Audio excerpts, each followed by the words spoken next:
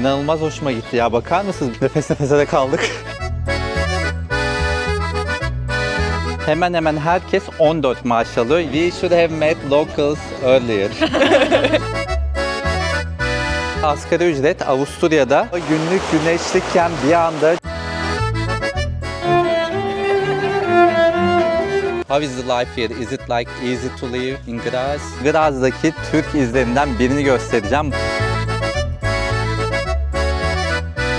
Niye kıyaslıyorsun bizim ülkemizle? Arkadaşlar nereyle kıyaslayayım?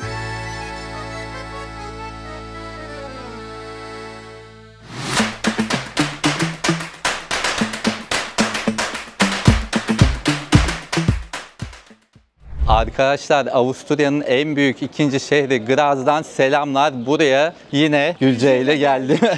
Kendisine birçok videomdan aşikarsınız, artık tanıyorsunuz. Neyse, Pegasus Hava Yolları buraya uçuşlar başlattı 1-2 ay önce. Biz de bu fırsattan yararlanalım dedik. Bir baktım acayip ucuz biletler var. Şu an Temmuz sonundayız. Hala hatta Eylül'e, Ağustos'a 5000-6000 TL'ye biletler bulunabiliyor. Neyse bakalım keşfedeceğiz. Beğenecek miyiz, beğenmeyecek miyiz? Hep birlikte göreceğiz. Geldiğimden beri ben çok güzel bir enerji aldım Gülce. Sen ne düşünüyorsun? Evet, çok keyifli değil görünüyor. Mi?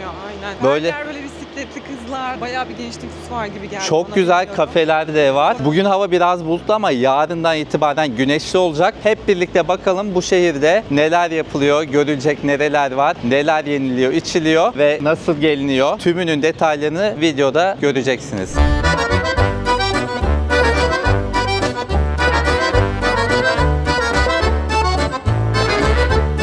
Otelimizin check-in'i saat 2'deymiş. Daha 1,5 saatimiz var. Biz de bu vakti böyle güzel bir kafede değerlendirelim dedik. Kafenin içi de böyle. Çok güzel tatlılar var gerçekten. Fiyatları 3,40, 3,10, 2,10 bu civarlarda. Ama soracağım hangisi buranın meşhur şeyiymiş.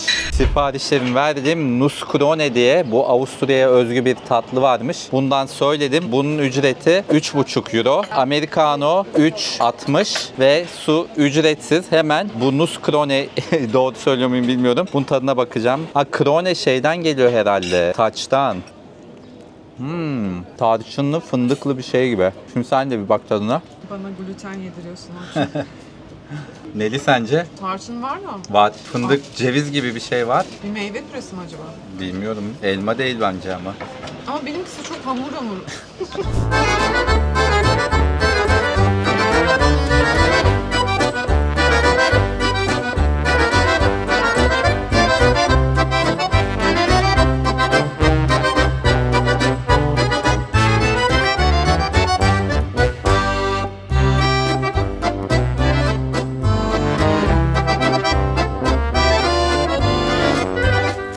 Vallahi gerçekten bu şehrin enerjisi inanılmaz hoşuma gitti ya. Bakar mısınız? Bütün mekanlar kalabalık, her yer dolu. Gençler çok fazla ve zaten burada 60 bine yakın öğrenci varmış. Şehrin toplam nüfusu da 300 bin bu arada. Ülkenin en büyük ikinci şehri olmasına rağmen başkent Viyana'nın nüfusu ise 2 milyon. Yani öğrenciler nüfusun %20'si ve belli oluyor ki yaz tatilindeyiz aslında, evet. Ama gitmelilerine rağmen bu hareketlilik çok güzel bence, evet. Yani hoşuma gitti ya. Ya böyle bir güzel bir enerji var ve ben Graz'la ilgili daha önce hiçbir fikre sahip değildim. Gelmeden önce biraz bakınayım dedim. Sosyal medyada da hiçbir şey yok. YouTube'da da neredeyse hiçbir video yok. Bence bilmiyorum ama Viyana'dan daha güzel bir enerjisi var ve binaları bence daha güzel gibi. Az önce Graz ve Viyana'nın nüfusunu söylemiştim. Peki Avusturya'nın toplam nüfusunu biliyor musun? Biliyorum. Kaç? 9 milyon. Aferin. Evet, 9 milyonda ülkenin toplam nüfusu.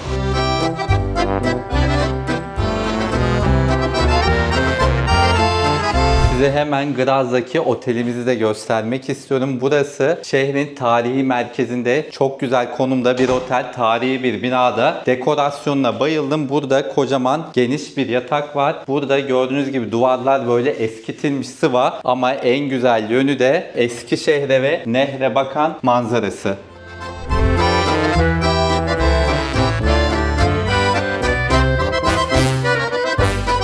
Bu odaya gecelik 94 euro ödedik. Yani kişi başı 47 euro oluyor. Biz burayı manzarasından dolayı tercih ettik ama Graz'da çok daha ucuza 2 kişi 50 euroya oteller de var. Hem bu otelin hem de o ucuz otellerin linkini video altındaki açıklamaya ekleyeceğim. Muhakkak göz atın. Ben de dışarı çıkmadan önce biraz dinlenmek istiyorum. Bana müsaade.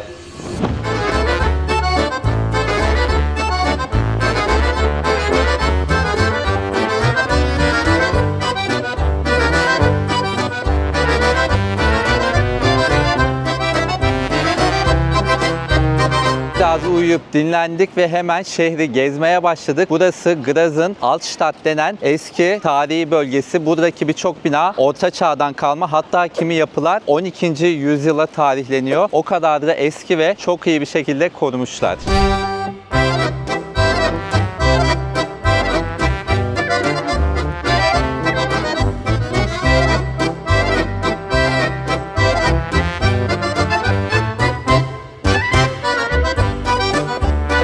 Bugün hava bulutlu olduğu için bu eski şehri biraz daha yüzeysel geziyoruz ama yarın daha turistik yerlerine de gideceğiz hep birlikte. Gerçi burası da turistik. Şehrin ana meydanı Hauptplatz deniyor galiba. Çok güzel tarihi binalar var burada ve restoranlar var, kafeler var. Gülce, nasıl, beğendin mi?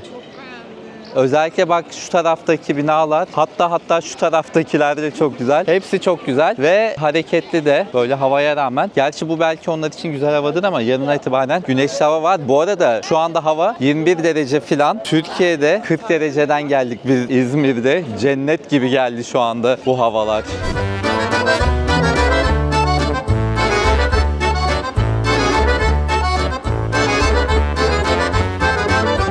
Meydanda böyle yemek satılan minik minik büfeler var. Şurada hot dogçu var ama inşallah domuz olmayanı vardır çünkü ben sevmiyorum. Sordum, yokmuş, sağlık olsun diyelim ama eğer bulursanız dana sosisleri burada gerçekten çok iyi oluyor. Avusturya'da ve Almanya'da. Muhakkak tadına bakın derim. Bizim sosislerden çok daha lezzetli çünkü böyle gerçekten et sosisler. Burası Sporgasse, meydana açılan ana caddelerden biri ve bir konuya dikkatinizi çekeceğim. Bakar mısınız? Bisikletlerin çokluğuna, her yerde böyle. Şehrin sanırım temel ulaşım aracı bisiklet. Çünkü arabadan çok biz bisiklet gördük. Takdir edilesi bir durum. Medeniyet arttıkça bisiklet kullanımı çoğalıyor. Benim gördüğüm genelde hep bu şekilde.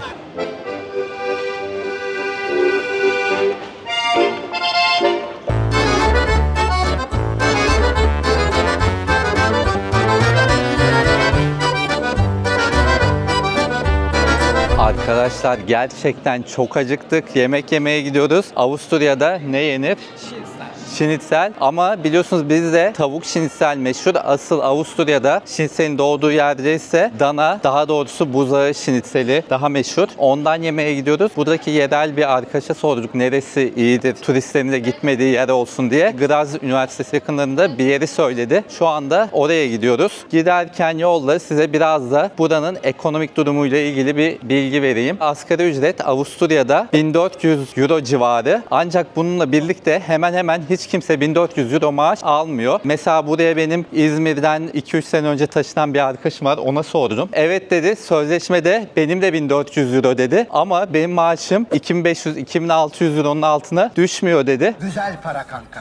Bir fabrikada işçi bu. Genelde her yerde böyle dedi. Kafelerde çalışanların da öyle dedi. Yani maaşlar 1400 resmi olmakla birlikte işte bunun fazla mesaisi, hafta sonu çalışması, bazen gece vardiyası derken ya da kafelerde, restoranlarda çalışanların işte bahşişleri derken kimse 2500 eurodan aşağı almıyormuş. Ev kiralarını sordum yine burada yolda karşılaştığımız gençlerden birine ve internetten de teyit ettim. Burada da ev kiraları ortalama 700 euro civarındaymış. Ama işte elektrik, ısınma dahil tutarsanız 900 euro oluyormuş. Bu bahsettiğim 2+1 evlerin fiyatları ve daha merkezi yerlerdeki. Bunlara ek olarak bir de şu var. Avusturya'da hemen hemen herkes 14 maaş alıyor. Yani hem Haziran ayında hem de genelde Kasım ayında, biri yaz tatilinden önce biri de Noel tatilinden önce çift maaşları oluyor. Bir de şu da var. Şubat ayında da vergi iadesi alınıyor. Genelde bu vergi iadesi de mesela fazla hesaplanmış gelir vergisinden dolayı hemen hemen yine herkesin aldığı bir bir şey. Yine bir çift maaş kadar oluyor. Yani bir senede neredeyse 3 tane çift maaş almış oluyorlar. Bu bahsettiğim 2500 ya da işte 3000 euro üzerinden. Aslında bu durum Avrupa'nın genelinde böyle. Ben daha önce Belçika'da çalışmıştım. 20'li yaşlarımdayken staj yapmıştım. Bana orada kısa süre çalışmama rağmen bile 2 defa, bir Haziran'da bir de Kasım'da tatil parası vermişlerdi çift maaş olarak. Çok iyi gelmişti. Hatta sonra Türkiye'ye döndüm. Bir sene sonra bir anda orada çalıştığım şirketin insan kaynakları mail attı. Senin vergi iaden çıktı dedi. Neredeyse maaşımın 2 katından bile fazla. Ben bir de aynen vergi iadesi de almış oldum. Böyle bir durumda olmuştu. Yani refah açısından gerçekten iyi durumdalar. Mesela fiyatları söylüyorum ya, kıyaslarken bunları da dikkate almanız iyi olur.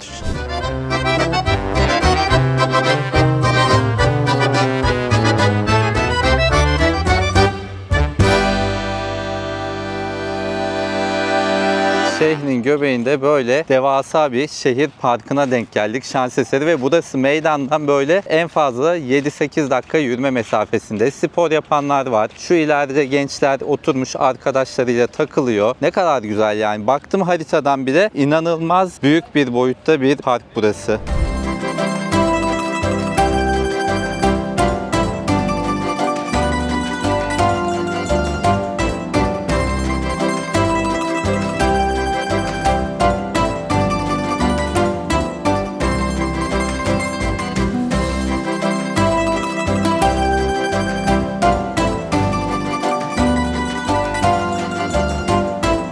Tavsiye üzerine geldiğimiz restoran burası. Gerçekten böyle geleneksel bir görüntüsü var. Evet, sadece Avusturyalılar var burada ama biraz yaş grubu yüksek gibi. Ne düşünüyorsun? Ve yemeklerimiz ne kadar hızlı geldi. Şimdi birazdan tadalım. Çok beğendim. Aşırı güzel. Bayıldım. Hemen ben de denemeliyim. Ben de çok merak ettim. Gülce böyle deyince. Gerçekten güzelmiş ama burada ya domuzlu ya da hindili var. Öteki danadan olanı bulamadık ama ben de beğendim. Fiyatları da söyleyeyim size hemen. 500 gramlık 2 kişiye uygun şinitsel. Bu 20.90 euro. Yanına salata söyledik 4.90. Bir de patates kızartması söyledik. O da 4.90. Yani totalde böyle 2 kişi için 30 euroya gelmiş oldu. Adam başı 15 euro diyebiliriz.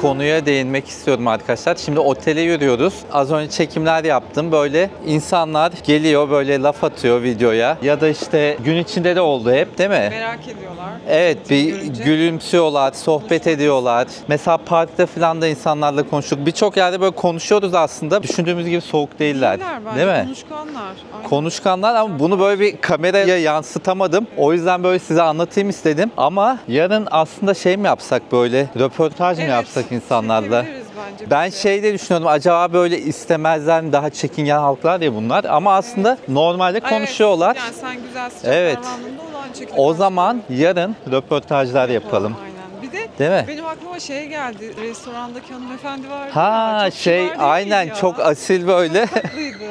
Anlatsana. Montunun bir bölümü Orçun'un oturduğu yere düşmüş. Onun için bize sürekli özür diledi. Evet çok ya. kibardı, çok asildi. Ya dedik gerek yok diye, hani şey hiçbir problem değil olsun dedi. Ben işte özür dilemezsem işte rahat etmem gibi bir şeyler dedi. Tavrı da o kadar Evet. naif, asildi, çok güzeldi. Hoşumuza Aynen. gitti. Güzel yani, insanların tavrı çok Evet, olumlu. çok Öyle keyifli. paylaşalım dedik sizinle de.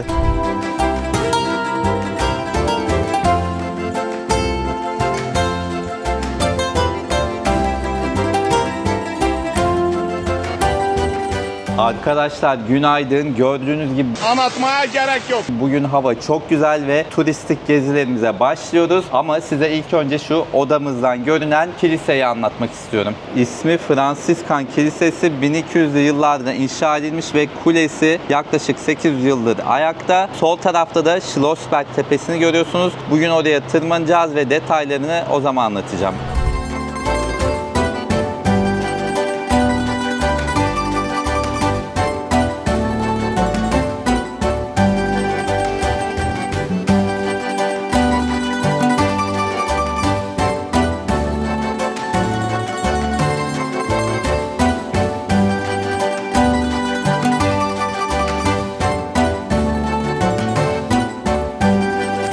Şimdi Instagram'dan bulduğum çok keyifli bir terasa kahvaltı yapmaya gidiyoruz. Ama öncesinde sizden bir ricam olacak. Videolarım 100.000 izleniyor, işte 60.000'den fazla izleniyor, 70.000 izleniyor. Ama takipçi sayım henüz 25.000 bile olmadı. Beni izleyenlerin %80'i televizyon ekranlarından izliyor. Abone olmak belki o yüzden size zor geliyor olabilir. Ama sizden ricam şu anda elinize televizyonun kumandasını alıp durdurmanız ve ardından elinize telefonunuzu alıp YouTube'a Orçun Dalarslan yazıp kanalımı bulup abone olmanız ve eğer mümkünse yorum da yapmanız. Siz yorum yaptıkça çünkü videolarım ya da beğendikçe daha çok kişi tarafından izleniyor ve bu da beni daha motive ediyor yeni videolar çekmem konusunda. Desteğiniz için çok teşekkür ederim. Bunu söylüyorum çünkü gerçekten ben söyleyince takibe alıyorsunuz, abone oluyorsunuz ama söylemeyince izleyip geçiliyor. O yüzden kusura bakmayın bununla vaktinizi aldığım için.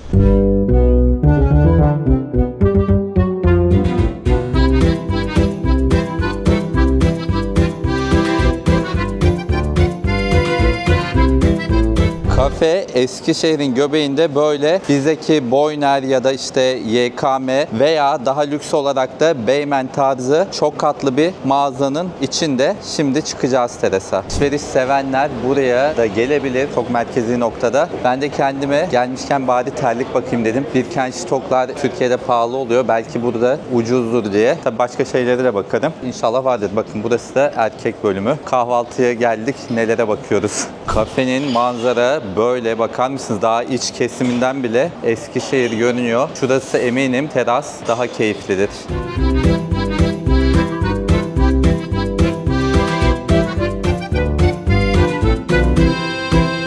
Bu masayı seçtik ve bakın hemen şuraya da çok keyifli bir teras yapmışlar. Fotoğraf ve video çekmek isteyenler için şehrin çatıları bile gerçekten çok güzel. Bakar mısınız böyle? Şu karşıdaki Schlossberg Tepesi. Anlatacağım oranın tarihini, Osmanlı ile ilgili de detaylar var ve şurası da ana meydan. Siparişlerimiz geldi. Biz böyle çırpılmış yumurta söyledik. 3 tane gezen tavuk yumurtasındanmış bu. Bunun ücreti 9 euro. Ice Americano 4.1 euro ve su ücretsiz.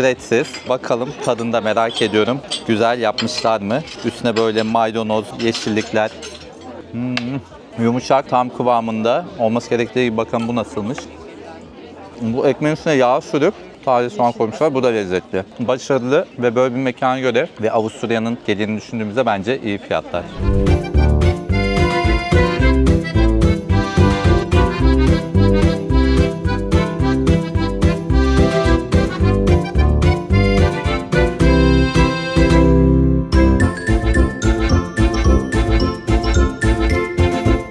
Şimdi şu karşıda gördüğünüz 360 basamaklı merdiveni tırmanarak Schlossberg Tepesi'ne çıkacağız. Yukarıda tarihi bir saat kulesi de var. Onun tarihi de 500 yıl öncesine dayanıyor. Biz şimdi manzaraları da izleyelim diye merdivenlerden çıkmayı tercih ettik ama aslında bir tane de şey de var, asansör. Galiba onun ücreti de 2 euroymuş ama bizim için bu daha keyifli, hem de spor yapmış oluyoruz bir yandan. Bacak kaslarımızı geliştirmiş oluyoruz.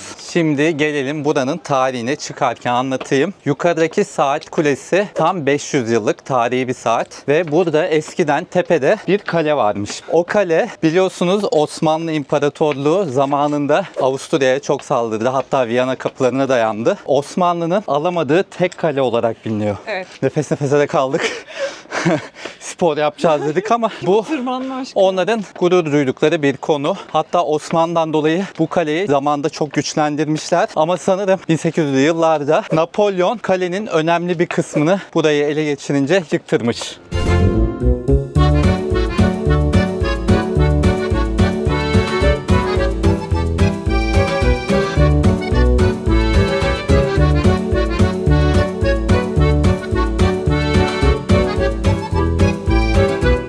Arkadaşlar buradan gerçekten şehri dört bir yandan görmek mümkün. Nefis bir manzara var ve çatılar yani o kadar güzel ki insan şu filmler oluyor ya, çatıdan çatıya atlıyorlar, onu yapası geliyor gerçekten. Neyse, size şimdi buraya nasıl gelindiğini, vize vesaire o konuları da anlatacağım. Avusturya Avrupa Birliği üyesi. Dolayısıyla buraya gelmek için Schengen vizesi almamız gerekiyor Türk vatandaşları olarak. Eğer yeşil pasaportunuz varsa ya da Avrupa Birliği'nde oturum izniniz, tabii ki ki vize almanız gerekmiyor. Uçuş konusundan bahsetmiştim zaten. Pegasus Hava Yolları direkt uçuşlara başladı diye. Tekrardan kontrol ettim arkadaşlar. Gerçekten gidiş dönüş 5000-6000 TL'ye Ağustos, Eylül hatta Ekim, Kasım bu aylara uçuşlar var. Ve şu anda haftada 3 gün uçuşlar var. Salı, Cuma ve Pazar günleri. Benim daha önce aklımda hiç yoktu Graz'a gelmek. Pegasus uçuş başlattı diye geldim. Çünkü bilmiyordum bu şehirde ne var ne yok ama gerçekten çok sevdim. Enerjisi çok güzel. Yazın sıcağında da serinlik iyi geldi. İsterseniz buradan yakınlardaki Viyana'ya da geçebilirsiniz ya da Slovenya sınırı da buraya çok yakın. İsterseniz Slovenya'ya da geçebilirsiniz.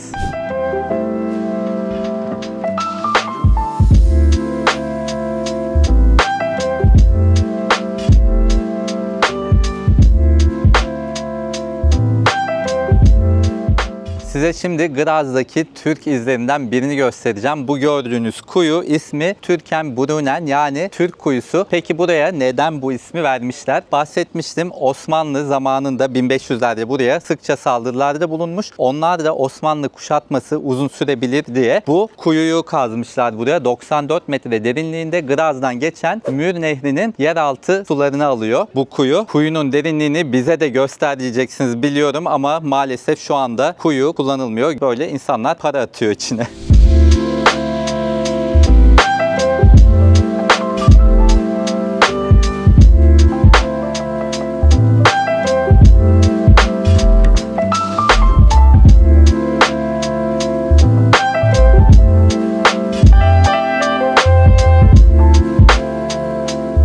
Schlossberg tepesinde güneşin altında bu kadar gezince doğal olarak susadık. Böyle bir kafe görünce de hemen geldik. Mola verelim dedik. Manzaramız yine nefis. Eskişehir manzaralı. Graz'da o kadar çok böyle kafe var ki manzarası güzel olan. Hangisine gideceğimizi şaşırdık biz de. Fiyatları da söyleyeyim hemen. Biz böyle bir ev yapımı çay içiyoruz. Buzlu çay. Naneli. O kadar ferahlatıcı oldu ki şu anda. Bunun ücreti 5.80 euro. Su tabii ki yine her zaman olduğu gibi ücretsiz. Bir de dikkatimi çeken bir şey oldu. Onu anlatacağım. Buradaki kafelerde mesela çalışanlar çoğunlukla Avusturyalılar. Mesela Avrupa'nın diğer büyük şehirlerinde Viyana dahil, Avusturya'nın, Paris'te vesaire hep göçmenlerin çalıştığı benim dikkatimi çekiyordu ama buradaki mekanlarda hep yerli halk çalışıyor. Buna da değinmek istedim. Zaten şehir genelinde de o da dikkatimi ayrıca çekti. Bu şehirde göçmen sayısı da oranı da çok düşük. Çoğunluk buranın yerli halkı gibi. Bu arada hem bu kafenin hem gittiğimiz diğer restoranların vesaire her yerin ismini video altındaki açıklamalara yazacağım. Muhakkak açıklamaları okuyun.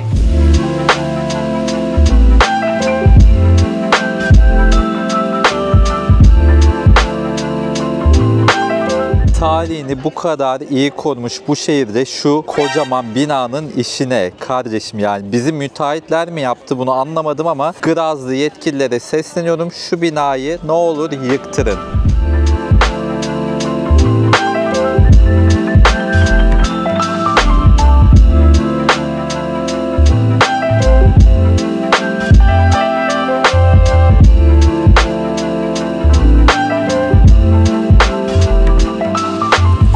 Dün röportaj yapacağım demiştim yerel insanlarla. Yolda karşılaştık. Hemen başlıyorum. Hello, you are from Graz, right? That's right. So I have a question. We are like visiting Graz for the first time and we did not know anything about the city. So what would you advise for tourists like us to do? You can go to Main Square. There's a huge mountain actually right next to the city. You can see from it down and that's amazing actually. How is the life here? Is it like easy to live in Graz? Yeah, it's easy, I think. And I heard rents are not so expensive, like 700 for 2 rooms. Is that true? Yeah, it's around the And prices are not too expensive like Vienna. Like, Vienna is more expensive. thank you so much. Danke schön. Güle güle. Güle güle. Thanks to you guys. Güle güle.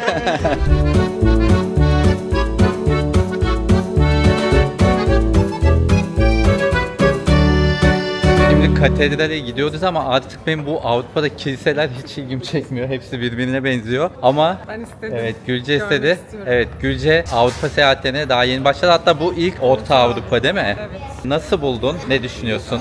Tarihi binalar yepyeni, çok güzel korumuşlar. Doğayı çok güzel korumuşlar. Çok fazla yeşil alan var. Bunlar benim estetti. Tarihi dokudan pat diye yeşilliğe giriyorsun. Bambaşka bir dünyaya giriyorsun, böyle masal Evet. diyarına gidiyorsun. Ormana girmiş gibi sonra pat diye bu tarihi dokunun Kesinlikle. içine geliyorsun. Yani ve tabii eski insanların bu estetik algısına ben hayranım.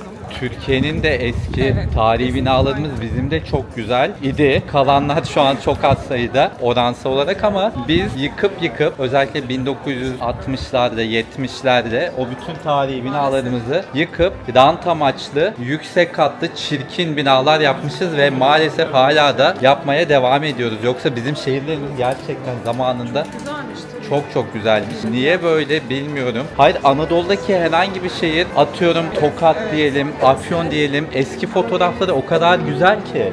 Yani biz niye böyle yapıyoruz? Gerçekten anlamıyorum yani. Güzel korunmuş, yepyeni duruyor yani, sanki 5 yıl önce yapılmış gibi. Evet. Hala da kullanılıyor üstelik de, insanlar içinde hala yaşamaya devam ediyor. Ve yeni yapılan birçok binayı da bu tarihi dokuya uyumlu yapıyorlar. Evet.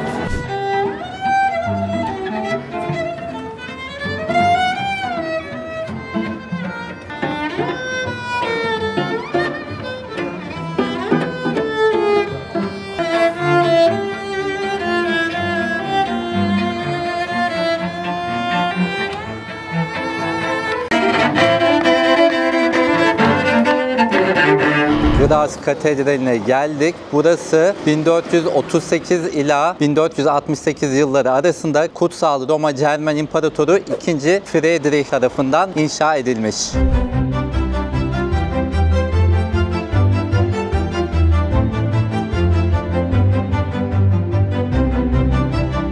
Graz Katedrali'nin hemen yanında da Graz doğumlu Roma Cermen İmparatoru 2. Ferdinand'ın mozolesi var. Bu gördüğünüz yapı.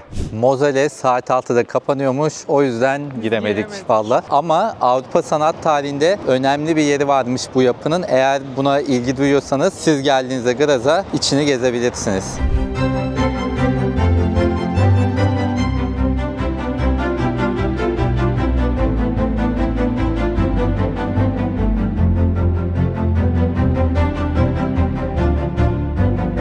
Ana meydana açılan böyle bir caddeye denk geldik. Burası da yine bizim İstiklal Caddesi gibi bir alışveriş caddesine benziyor ama ben ismini söyleyemiyorum. 2 R var içinde. Söyler misin? Herrengasse. Bastı D'leri ama. Herrengasse. Ben söylediğimde bak böyle oluyor. Herrengasse. Söyleyemiyorum R'leri, ne yapayım? Bazen çok güzel çıkıyor ama 2 R yan yanayken ben söyleyemiyorum. İlginç bir şekilde. Tek R'lerde problem yok. 2 R olunca nedense çıkmıyor.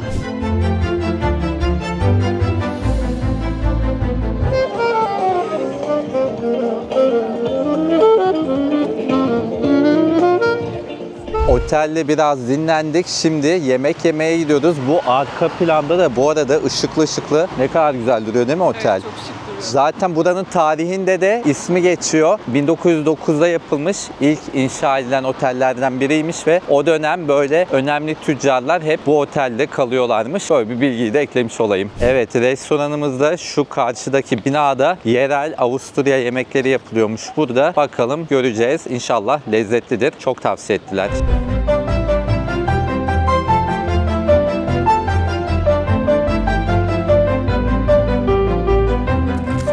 Yemeklerimiz geldi. Bu restoranın adı Steyra. Bu eyaletin adı da Graz'ın bulunduğu Steiermark. Yani restoranın adı bile Steiermark'lı anlamına gelen Steyra kelimesi. Neyse, bize yerel yemekler söyledik. Bunun adı Backhandel. Bu Steiermark kökenli bir yiyecekmiş. Çıtırpane tavuk Avusturya'nın en popüler ikinci yemeğiymiş Schnitzel'den sonra. Bu gördüğünüz de Steierpfandel, doğru okuduysam eğer. Bu da Steiermark usulü güveç demek. Biz hindili olanı söyledik. Yanında işte çok yoğun bir sos var ve mantar var. Yanındakilerde işte yeşillikler falan göreceğiz. Hemen bunu tadarak başlıyorum.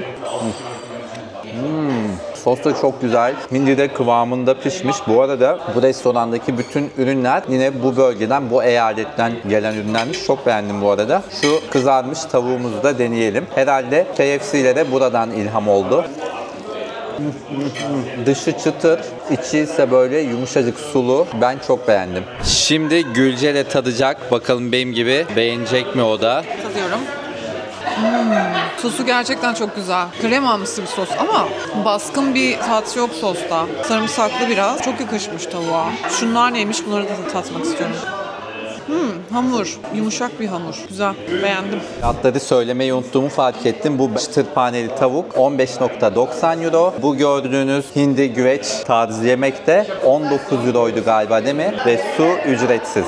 Az önce şuralar bir anda alev aldı. Ne oluyor diye bir baktık. Menü yanmış. Biz de yakmadık yani, kolumuz çarptı herhalde muma böyle deyince. Neyse.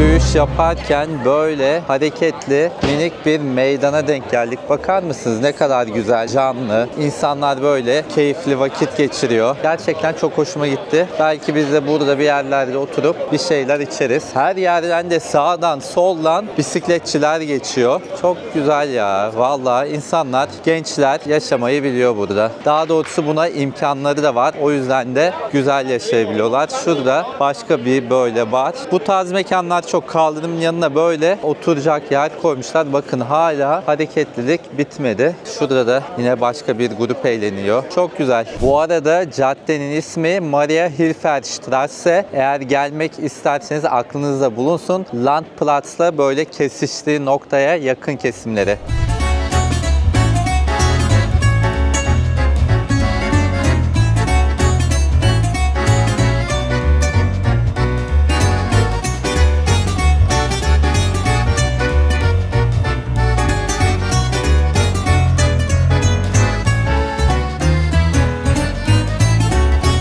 Günaydın arkadaşlar. Sabah böyle bir kardiyo olsun diye nefes nefese de kaldık. Şehir içinde yürüyüş yaptık. Keyifli de oldu ama güzel oldu. Yağlarımızı eritmiş miyizdir?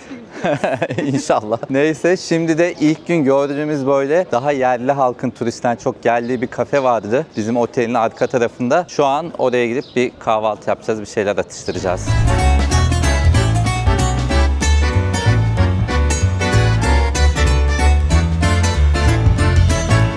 Siparişlerim geldi. Aslında somonlu bir sandviç vardı. Onu söyleyecektim. Sonuncusunu Gülce kaptı. O gösterir. Neyse. Ama yeniden yapacaklarmış. Alacağım ben de. Kahve Americano 2.10 euro. Bakalım. Güzelli bir kahve ve gerçekten içerisi de çok kalabalık. Hep böyle buranın yerel halk geliyor. Bir tane de elmalı tarih söyledim. Bu da 3.5 euro. Avusturya'da çok popüler olduğunu söyledi içerideki çocuk. O yüzden ben çok da severim elmalı şeyleri.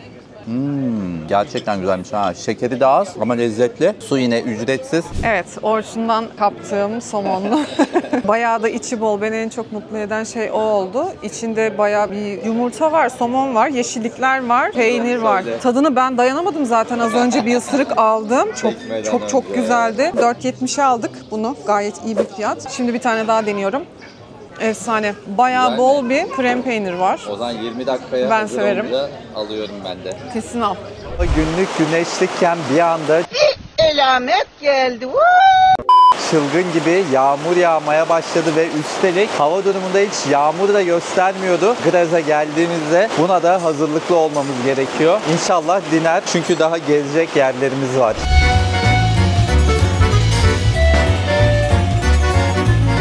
Gerçi yağmur yağması da hoşuma gitmedi değil. Malum Türkiye'de hava şu anda çok sıcak ve özlüyoruz böyle yağışlı günleri. Neyse biz yağmur dinene kadar şemsiyemiz de yok. Şurada oturalım, sonra gider gezeriz. Arkadaşlar çok ilginç. Bak günlük güneşlikken bir anda deli gibi yağdı ama değil mi? Yani öyle böyle değil. Gök gürültülü falan bir yağmur yağdı. 15-20 dakika mı ya da yarım saate yakın sürdü. Şu an hava yine günlük güneşlik. Çok ilginç. Bakın. Evet, bakar mısınız? Tamamen hava mavi. Bu havalara demek ki hazırlıklı olacağız burada. Mur Nehri'nin üstünde gördüğünüz bu fütüristik yapının ismi Murinsel, yani Mur Adası. Burası 2003 yılında Graz'ın Avrupa Kültür Başkenti olmasına istinaden Amerikalı bir mimara yaptırılmış. Deniz kabuğu şeklinde cam ve çelikten yapılmış bir yapı bu. Hem nehrin iki yakasını birleştiriyor. Aynı zamanda içinde bir kafe var ve minik de bir amfiteyatro var. Böyle keyifli bir yere benziyor.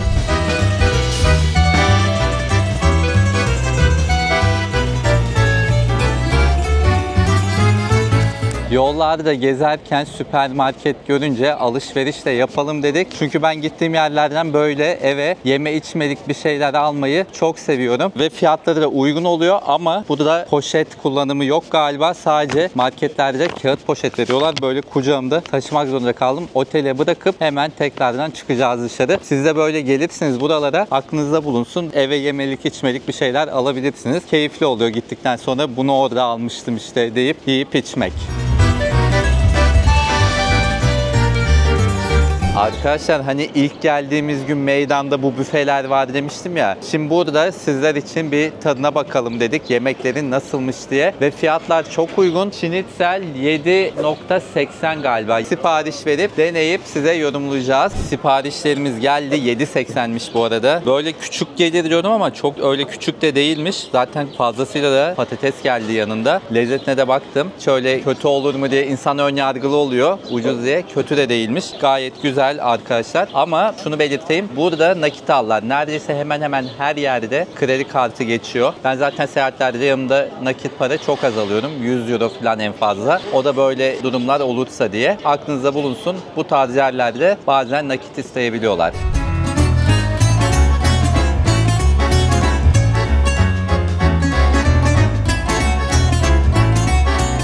Gülce, geldiğimizden beri 2-3 şeyi tekrar edip duruyorsun bu şehirle ilgili. Neydi? Çok temiz bir kere. Baksana sokaklar falan tertemiz. Çöp yok. Bir bu. Sakinliği benim çok hoşuma gitti. Kalabalık değil, keşmekeş yok ve ses yok, gürültü yok.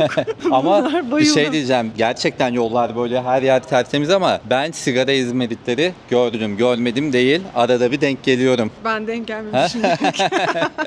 Ama turistik yerlerde böyle çok fazla var. Belki hani ara sokaklar ama tabii ki bizimkiyle kıyaslanacak kadar değil yani. Bizimkinin yanında neredeyse hiç yok gibi. Ama mesela çekirdek kabuğu, çiğdem kabuğu görmemişsin. Ha onlar hiç yok. Bu kültür haline gelmiş şehirleri temiz tutmak. Mesela yerde yat böyle üstün Otur, kirlenmez. aynen. Evet. Evet. İnşallah biz de böyle çöp atmamayı vesaire öğrenebiliriz. Bak mesela şurası koca yol. Burada gerçekten sigara izmariti hiç yok. Benim gördüğüm yerler çok nadir böyle. Bak aynen. senin dikkatini bile çekmemiş mesela. Evet. Ben artık bu konularda takıntılı olduğum için nerede? Yani insanlar o bilinçle artık yaşıyorlar Değil mi? herhalde. Hani cezası falan olmadan Biz da. ise denizlerimize bile çöp atıyoruz. Bir de bir şey diyeceğim. Şimdi insanlar böyle diyor ki bana niye kıyaslıyorsun bizim ülkemizle? Arkadaşlar nereyle kıyaslayayım? Ben Türk'üm. Türkiye'de yaşıyorum. Amerika ile mi kıyaslayayım geldiğim ülkeleri? Ya da ne bileyim Mısır'la mı kıyaslayayım? Nereyle kıyaslamamı istiyorsunuz? Tabii ki kendi ülkemizle kıyaslayacağım yani. Evet. Değil Yani mi? bizim Bu ülkemizde anlamadığım bir şey. kalkınsın diye Türkiye ile aslında. kıyaslamasaydın iyiydi. Ya bu ülkemizi kötülemek değil arkadaşlar. Ülkemizdeki yanlışları eleştiriyoruz ki iyiye gitsin. Bu tam tersine dediğin gibi vatansever her vatandaşın yapması gereken bir şey. Hak ediyoruz biz de. Kesinlikle. Koşullarda yaşamayı. Yani aynen çok güzel ülkemiz var. Kıymetini bilelim. Bizim istediğimiz şey bu. Graz'daki futuristik yapılardan bir diğeri de bu gördüğünüz bina. Bunun ismi Kunsthaus. Aslında bir modern sanatlar müzesi burası. Grazlar tarihi yapıların arasındaki bu fütüristik formundan dolayı bu binaya dost canlısı uzaylı diyorlarmış. Demek ki beğeniyorlar kendileri burayı. Altında şöyle bir kafesi var müzenin. Popüler bir kafe. Biz de şimdi burada bir kahve molası vereceğiz.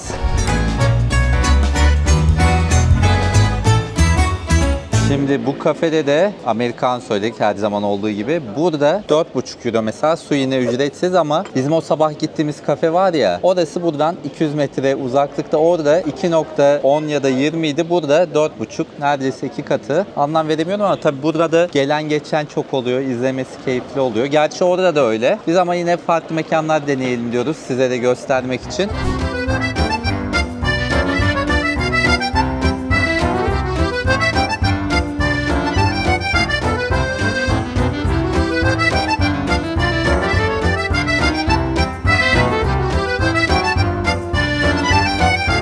Gün batımında bir şeyler içelim diye Stadtstrand yani şehir plajı diye bir yere geldik. Mur Nehri kıyılarında. Galiba 6-7 dakika falan sürdü yolumuz. Buraya gelir gelmez şimdi buralı arkadaşlarla tanıştık. What are your names? Layla. Christina. Onlarla şimdi röportaj yapacağız. Bakalım şehirleriyle ilgili neler anlatacaklar. So you both are from Graz, right? Yes. It's not a well-known city in Turkey and in other parts of Europe because I haven't seen so many tourists here, which I like. Less tourists. tourist. So if someone is coming here for the first time, what are your best 3 things to do? Go on the Schlossberg. My second one would be go to Schloss Eckenberg. It's a little bit far We away. haven't been there. Was it nice? It's nice to have We were like lazy to go there because it's not so close. Oh yeah. Yeah. So what is the third thing? And go to A Buschenschank, yes. What's At that? A Buschenschank, they just sell things which they produce themselves. And it's super nice and it's super common to go there if you're in Austria. Okay. This is non-touristing thing, right? that not touristic. touristic. We should have met locals earlier. I have another question. Now the weather is so nice, the city is so nice, everybody looks so happy, energetic. Is it the same in autumn or winter? In winter, it's not that nice. Is it snowing a lot? No, but it's super cold. People should learn about this, in my opinion. I wasn't expecting this. Pegasus Airlines started direct flight from Istanbul to Graz. That's why we came here, but we loved it, really. I mean, Yeah. the energy is so good. Yeah. That's why I asked if it's the same in winter. Different energy maybe. It's a different But still- energy. I think it's the best in autumn and spring. With the colors maybe. Yeah. So Yeah. the best time for the people to visit are autumn and spring. So like, are the cafes as crowded in winter? They are crowded, but not here. But in winter, all the students are here because right Yeah. now everyone. They is left, not- so we should come back in winter. Yeah. When it's more crowded. We heard there are like Autumn is 6 nice. universities. Yes. So it should be fun here. Yeah, it's fun. Have you ever been in Turkey? Yes. No, but I Yeah. wanted to go. So many Austrians come. Yeah, but it's so far away. Last year we went to Istanbul. Pretty you cool. like? Yes, it was awesome. So what did you Super like cool. most about Istanbul? I think the cats. Yes.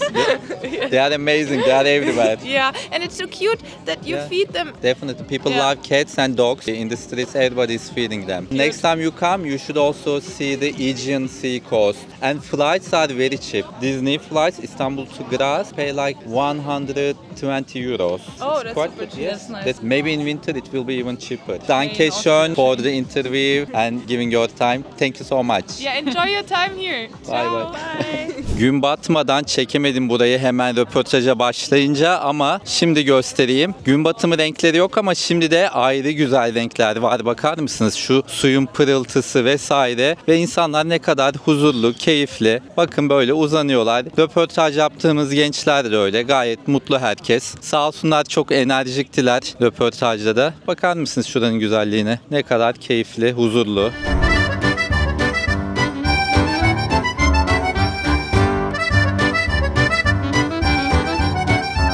Buralara özgü içecekler varmış. Onlardan aldık. Bu 4 euro, o 4,5 euro. Gayet de güzel, keyifli. Vallahi iyi ki geldik değil mi buraya? Evet, ben çok beğendim. Kuğular, ördekler. Değil mi? Keyifli yerler arkadaşlar yani. Buralarda şehir ayrı güzel, doğa. O kızların söylediği yerler çok güzel. Videoda bahsettikleri yerlerin inşallah fotoğraflarını da koyacağım. Doğada mekanlar var. Gidiyorlar, yiyorlar, içiyorlar orada. Ve tam doğa ortasında, üzüm bağlarının arasında yiyorlarmış. İşte böyle peynirler, şunlar bunlar, yanında belki şarap içiyorlar.